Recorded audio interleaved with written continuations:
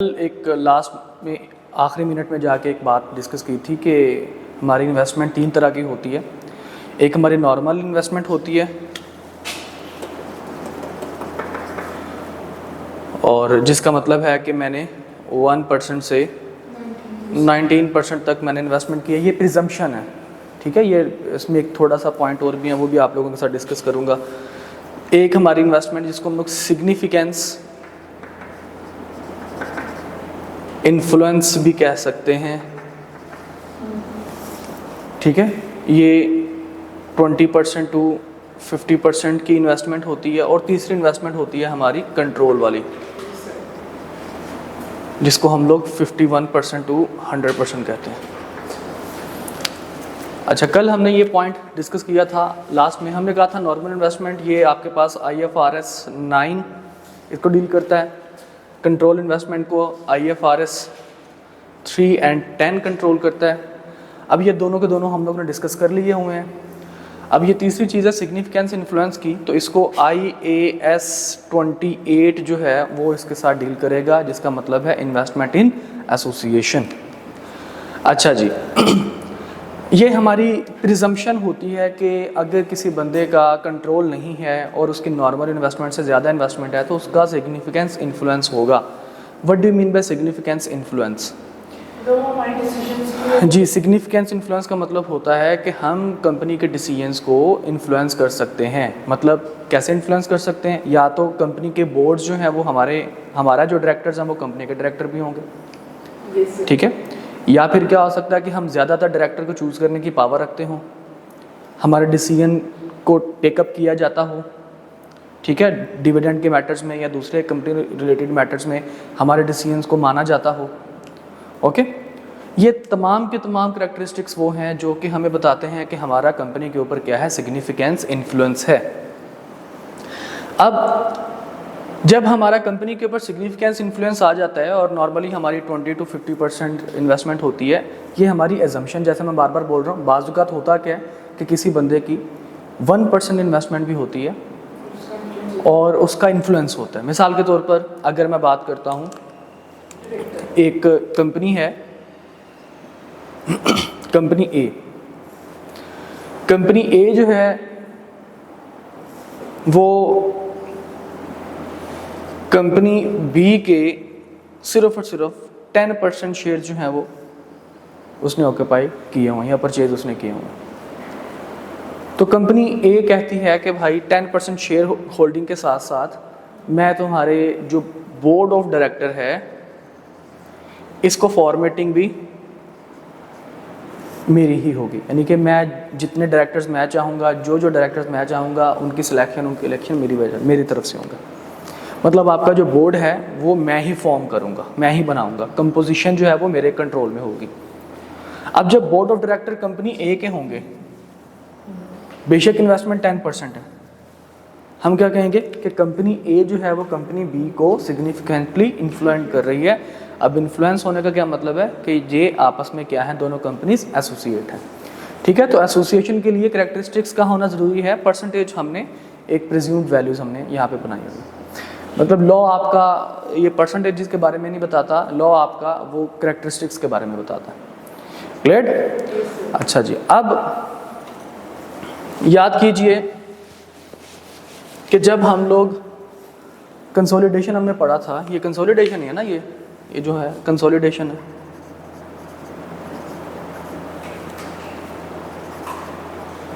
Consolidation के अंदर हमने दो किस्म की फाइनेंशियल स्टेटमेंट्स देखी थी। हमने डिस्कशन की थी स्टार्ट में कि पेरेंट जो है उसके ऊपर लाज़िम व मलज़ूम है, हमारा जो कंपनीज एक्ट है वो हमें कहता है कि आपने अपना सेपरेट अकाउंट भी बनाना है और आपने कंसोलिडेटेड अकाउंट भी बनाना है, याद है ना। तो कंसोलिडेशन में हम बनाते थे सेपरेट अकाउंट भी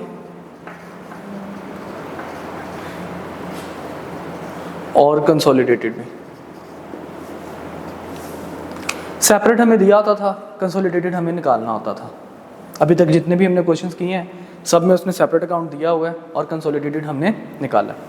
सेपरेट के अंदर आप एक चीज़ गौर करेंगे, सेपरेट के अंदर आपके पास इन्वेस्टमेंट इन सब्सिडरी शो हो रही थी, ऐसे ही ना। जो भी आप क्वेश्चन उठाएंगे तो वहाँ पे लिखा होगा इन्वेस्टमेंट इन सब्सिडरी। लेकिन जब हम लोग कंसोलिडेशन की तरफ मूव ऑन करते थे तो हम उसको क्या कर देते थे, कैंसिल कर देते थे, हम उसको शो नहीं करते थे। ऐसे ही है। यही हरकत जो है वो सिग्निफिकेंस इन्फ्लुएंस वाले यानी कि एसोसिएशन के लिए भी यही प्रॉब्लम है। एसोसिएशन के लिए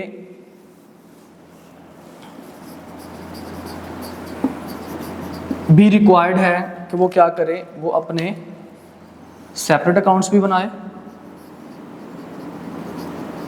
और अपने कंसोलिडेटेड अकाउंट्स भी बनाए।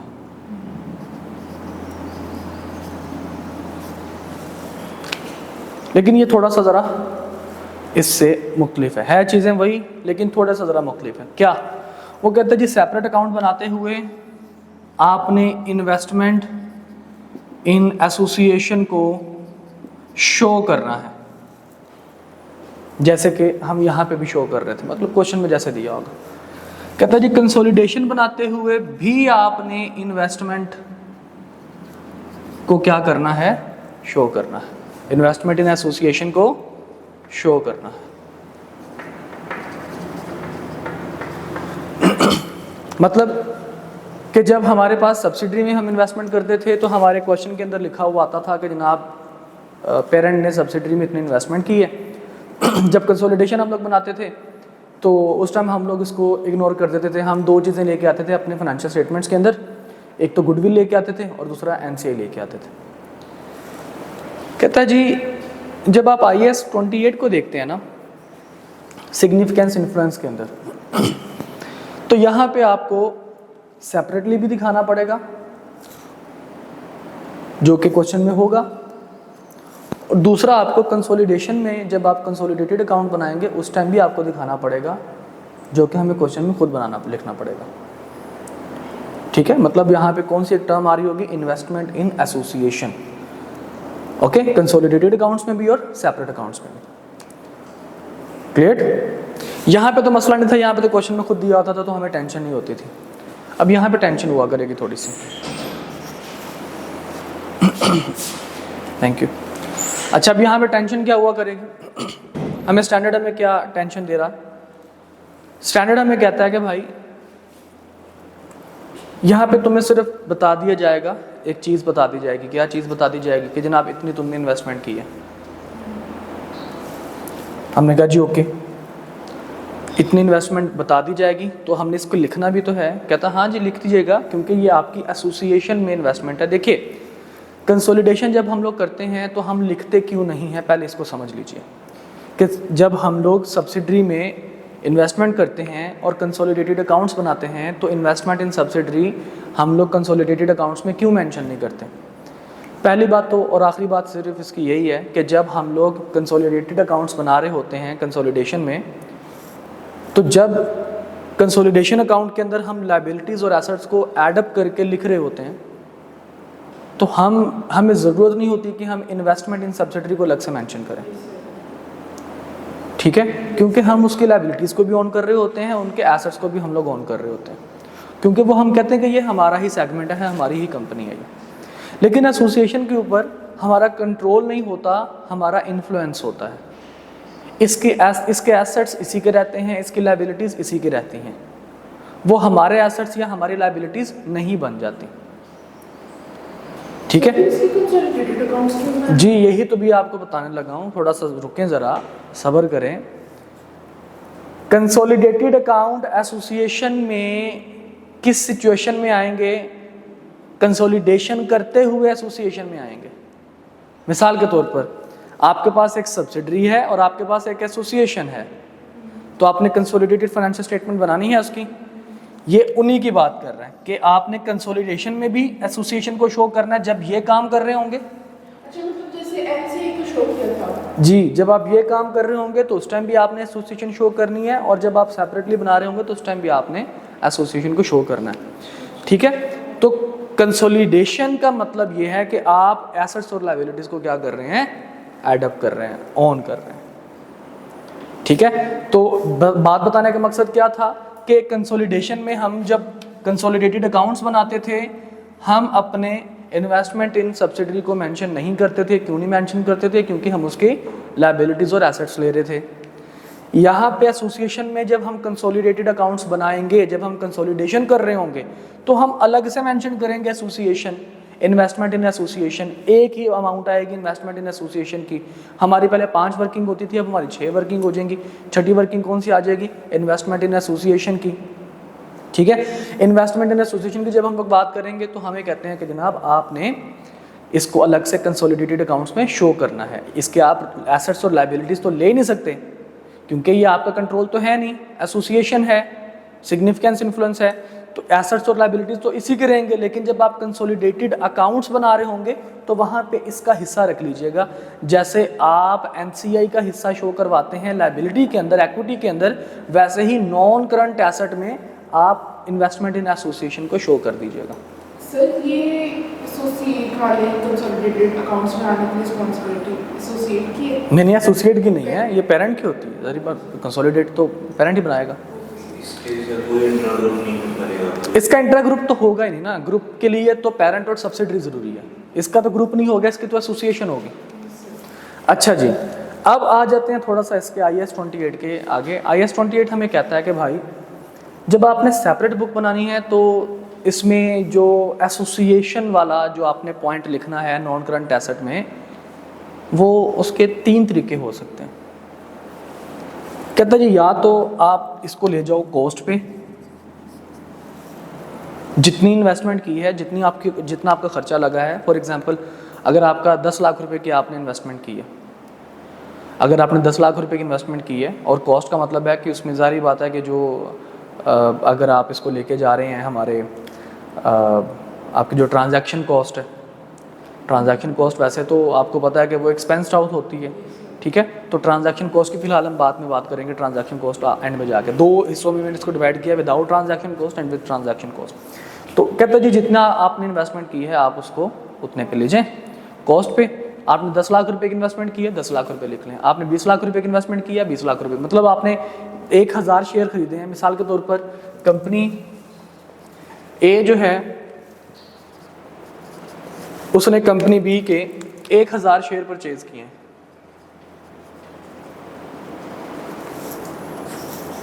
ठीक है, जो कि आउट ऑफ कह लीजिए जी 10,000 शेयर्स,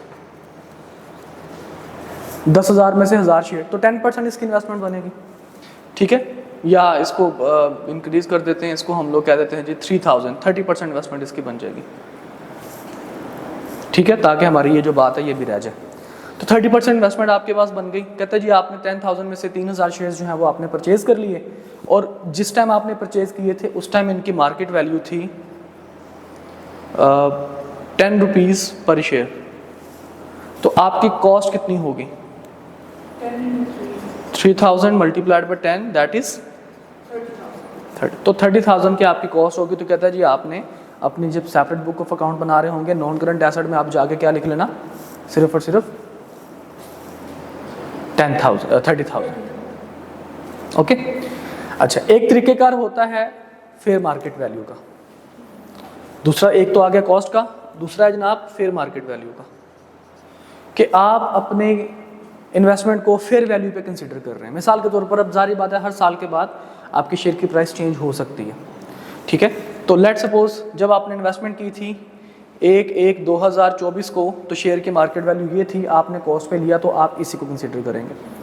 लेकिन जब आपकी वैल्यू 31/12/2024 को मार्केट वैल्यू आपकी पहुंच गई तकरीबन 15 रुपये पर शेयर पे, 15 रुपये पर शेयर पे आपकी मार्केट वैल्यू पहुंच गई। तो इस सिचुएशन में क्या होगा, और आप इसको फेयर मार्केट वैल्यू पे कंसीडर कर रहे हैं, ठीक है। अब आप कॉस्ट मॉडल को फॉलो नहीं कर रहे हैं, किसको फॉलो कर रहे हैं? फेयर मार्केट वैल्यू को फॉलो कर रहे हैं। तो आपका जो इन्वेस्टमेंट होगी वो किस पे आ रही होगी? आप कहेंगे जी 3000 मल्टीप्लाइड बाय 15 दैट इज 45,000, ठीक है। आपकी इन्वेस्टमेंट कितने पे आ रही होगी? अगर आप फेयर मार्केट वैल्यू पे शेयर्स को यानी कि इन्वेस्टमेंट को फेयर मार्केट वैल्यू पे रिकॉर्ड कर रहे हैं, एक है कॉस्ट, जितने की आपने कॉस्ट लगाई थी ये चेंज नहीं होगी, पहले साल जितनी थी आखिरी दूसरे साल तीसरे साल चौथे साल हर साल उतनी ही रहेगी, क्योंकि कॉस्ट तो चेंज नहीं होने वाली। एक है फेयर मार्केट वैल्यू, जो कि with the passage of time जैसे जैसे शेयर्स की जो मार्केट वैल्यू चेंज होगी, आपकी इन्वेस्टमेंट की अमाउंट भी वैसे वैसे क्या होना शुरू हो जाएगी, चेंज होना शुरू हो जाएगी। कॉस्ट 30,000 थी, आपने कहा जी 31 दिसंबर को 2024 को मैंने इसी पे रिकॉर्ड कर लिया इसको, ठीक है। अब आपकी कॉस्ट तो 30,000 थी इनिशियली, लेकिन बाद में at the end of year market value 15 रुपये पर शेयर होगी, तो अब आपकी इन्वेस्टमेंट कितने पे शो हो रही होगी, 45,000 पे शो हो रही होगी। अब आप कहेंगे कि सर ये डिफरेंस किधर जाएगा, 30,000 की तो कॉस्ट आ गई, 45,000 की फेयर वैल्यू आ गई। देखिए हम कहते हैं जी अगर किसी चीज़ की फेयर वैल्यू बढ़ती है तो वो हमारे लिए कौन सी इनकम होती है, कौन सी इनकम होती है,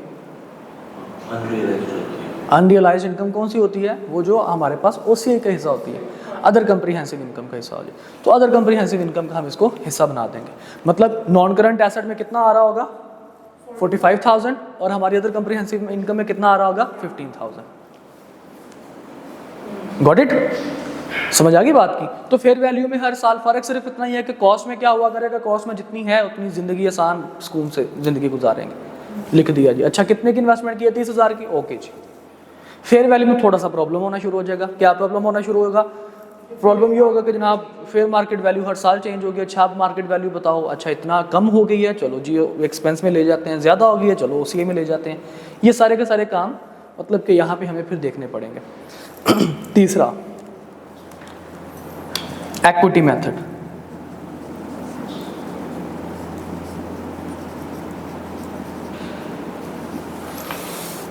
ये इक्विटी मेथड क्या चीज़ है, कहता है जी आपने इसको इक्विटी का पार्ट बनाना होता है।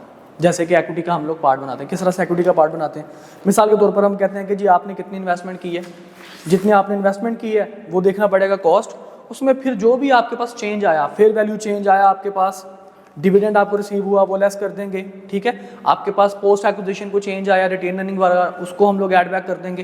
तो एक प्रोसेस है पूरा, वो भी हम डिस्कस करते हैं उस मेथड के, इक्विटी मेथड को डिटेल में हम लोग पढ़ते हैं।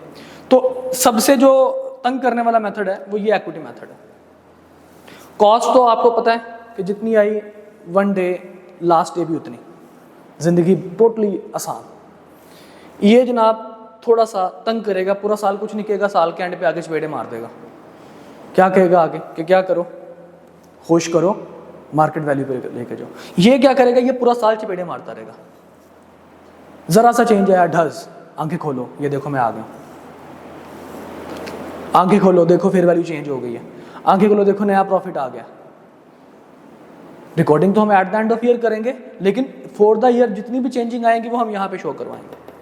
तो सबसे तंग करने वाला मेथड कौन सा है, इक्विटी मेथड। तो कहता जी तीनों में से कोई भी मेथड चूज कर लो, सेपरेट के लिए दोनों तीनों में से कोई भी मेथड आपकी ऑन पे है, गलत कोई नहीं है, बेशक कॉस्ट पे लिख दो, मुझे कोई मसला नहीं। स्टैंडर्ड हमें ये कहता है। तो हम कौन सा मेथड को दिखेंगे, नहीं एग्जामिनर भी कहता है जो मेथड दिल करता है जो करो। हम फिर किस पे जाएंगे, कॉस्ट पे जाएंगे। अब हम बड़े खुश, हमने कहा जी लो जी हमारी ज़िंदगी है, मतलब हमें फिजूल में इतना बड़ा स्टैंडर्ड दे दिया, ये वो ऐसे वैसे। तो मैंने कहा अच्छा जी सेपरेट बना लिया, अब कंसोलिडेशन की तरफ आइए। एग्जामिनर कहता है मैं तुम्हारे से कंसोलिडेटेड अकाउंट्स भी पूछूंगा। अगर मैंने तुमसे पूछा तो मैं तुम्हारे से नॉर्मली किस में पूछूंगा, कंसोलिडेटेड अकाउंट में पूछूंगा। मैंने कहा भाई पूछ लेना, डरता हूँ मैं तुम्हारे से। कंसोलिडेशन में क्या होगा, जो मैंने IFRS 3 और 10 में पढ़ा था वही सारा कुछ होगा। अभी जो हम क्वेश्चन करके आए हैं वो सारा कुछ होगा कंसोलिडेशन में।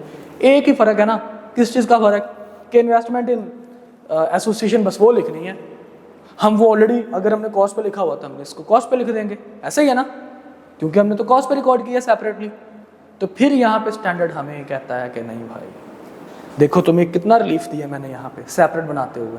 हाँ जी बिल्कुल, कितना तुम्हारा जो दिल, मैंने कहा जो दिल की करता है वो करो, मैंने तुम्हें नहीं पूछा, यहाँ पे मेरी मर्जी है। मैंने कहा चल भाई मर्जी कर ले, बता कौन सा मेथड। इसने कहा जी सिर्फ और सिर्फ इक्विटी मेथड।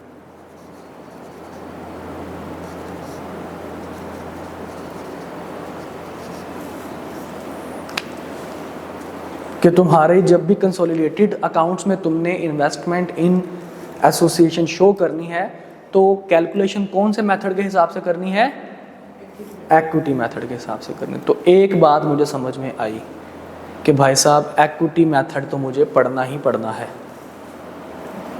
ऐसा नहीं है कि सेपरेट को मैं कॉस्ट पे लिख दूं और मैं खुश हो जाऊं।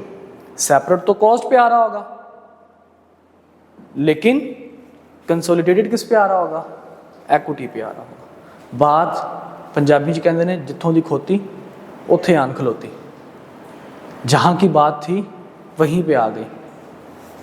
पहले ही बकवास कर देते कि भाई इक्विटी मेथड पढ़ो, खाली पढ़ा, दोनों पढ़ा रहे ना, यहाँ पे भी तो पढ़ना पड़ेगा ना। तो अगर यहाँ पे पढ़ना पड़ेगा तो हम कहते हैं कि भाई फिर सेपरेट में भी हम लोग पढ़ लेते हैं। समझे बात को?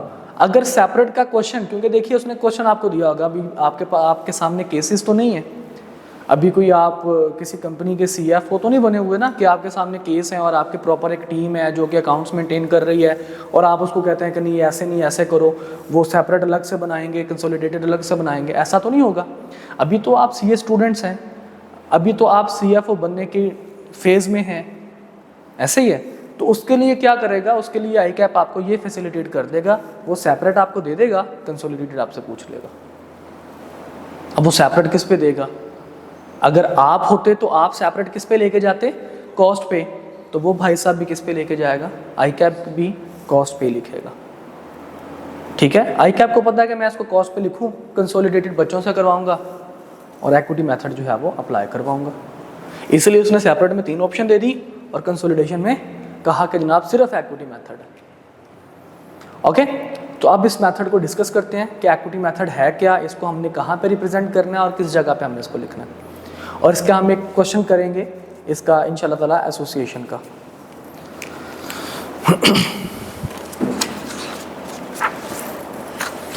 देखिए जी,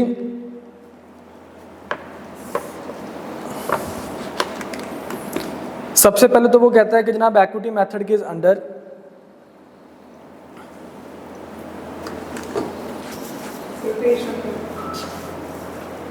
पेज नंबर अभी आपको बता देते हैं। अभी फिलहाल सिर्फ वाइट बोर्ड पे नोट करें, क्वेश्चन जब करेंगे तो फिर पेज नंबर आपको बता दें। नहीं, ऐसे नहीं होगा। अगर सेपरेट बनाने के भी कह भी दे सेपरेट बनाने के लिए, तो आपको तो परेशानी होनी नहीं चाहिए। आपने तो अपने अकाउंट्स बनाने हैं सिर्फ, जो आपने पढ़े हुए हैं, फाइनल अकाउंट्स। ठीक है, मैं भी उसी की बात कर रहा हूँ कि सेपरेट का मतलब ये है कि हर कंपनी अपने अपने अकाउंट्स बनाएगी, तो अपने अपने अकाउंट्स बना लें, बस दैट्स इट। फाइनल अकाउंट तो पढ़ा है ना, बचपन से पढ़ते आ रहे हैं फाइनल अकाउंट, और वो आपके सेपरेट अकाउंट्स हैं। अच्छा, अब इसमें कहता है जी आपके इक्विटी मेथड जो है वो हमें कहता है कि आपने कैसे कैलकुलेट करना है।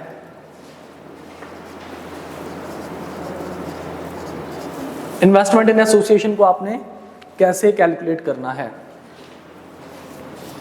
कहता जी आपने एक तो देखना है कि कॉस्ट कितनी है, कॉस्ट यानी कि एक्चुअल जो इन्वेस्टमेंट है वो आपके पास कितनी है, आपने उसको देख लेना। इसके बाद फिर कहता है जी आपने ऐड या लेस करना है किसको,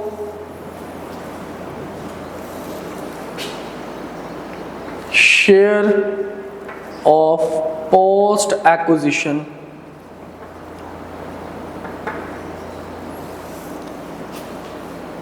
एसोसिएशन के जो जिसको हम लोग पोस्ट एक्विजिशन रिटेन अर्निंग कहा करते थे, रिटेन अर्निंग ऑफ एक्विजिशन की जगह पे मैं एसोसिएशन लिख देता हूँ।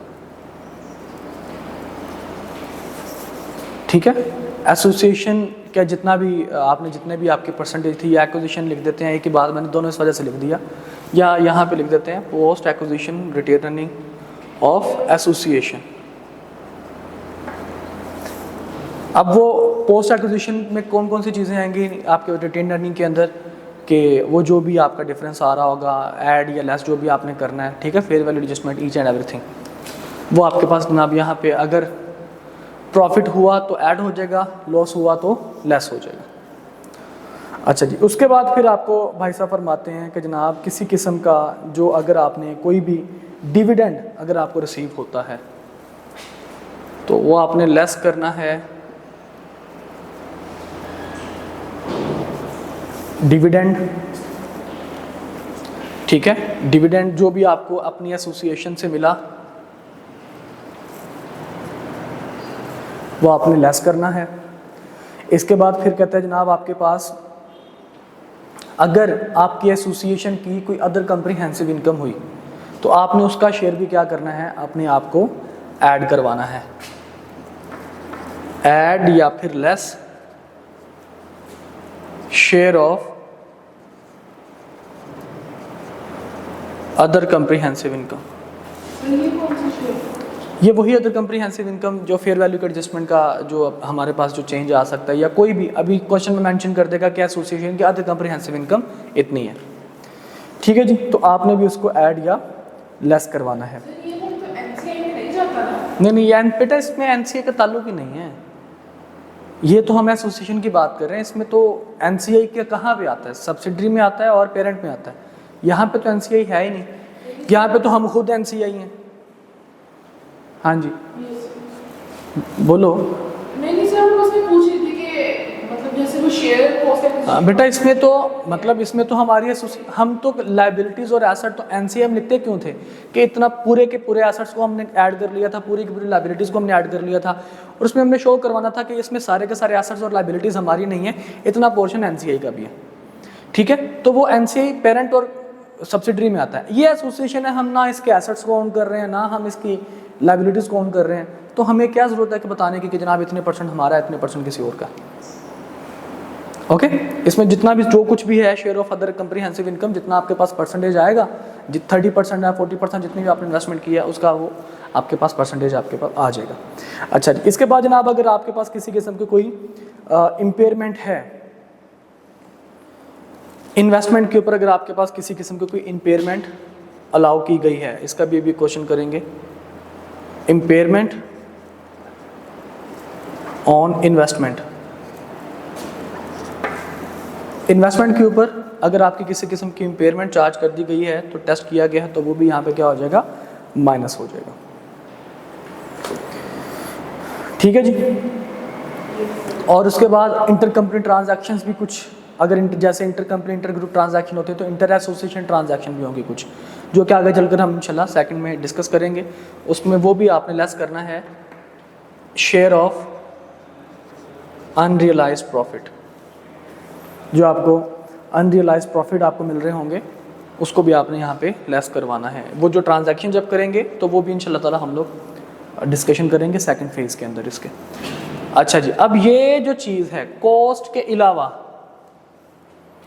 कॉस्ट के अलावा जो भी आपको चीज़ नज़र आ रही है, ये जो पॉइंट आपको नज़र आ रहे हैं कॉस्ट के अलावा, ये वाला पॉइंट, यानी कि जो मैंने जिनको बाउंड्रीज जिनकी बना दी, कहता है जी इसमें एक उसने बड़ी ज़बरदस्त टर्म लिखी है। कहता है जनाब ये जाएगा किधर, ये जाएगा ग्रुप रिजर्व्स के अंदर। ये किधर जाएगा, ग्रुप रिजर्व्स में जाएगा। इफेक्ट ऑफ एसोसिएट्स एडजस्टमेंट, यानी कि to be included in group investors.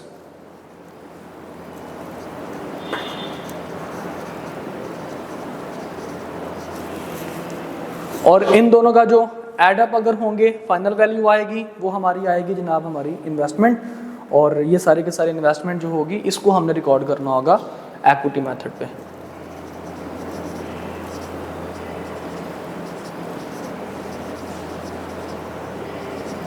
और ये जाएगी किधर, नॉन करंट एसेट में जाएगी।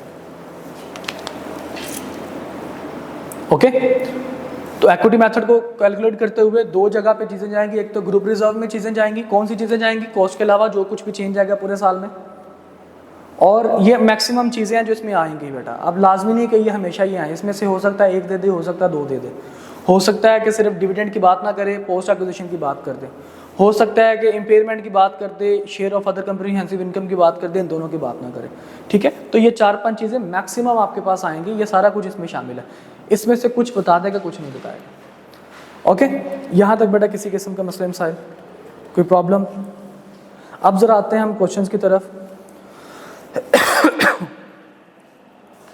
एक हम एग्जाम्पल करते हैं और उसके बाद फिर इंशाल्लाह हम एक कंसोलिडेशन की एग्जाम्पल करेंगे और अपनी ज़िंदगी को आसान करने की कोशिश करेंगे।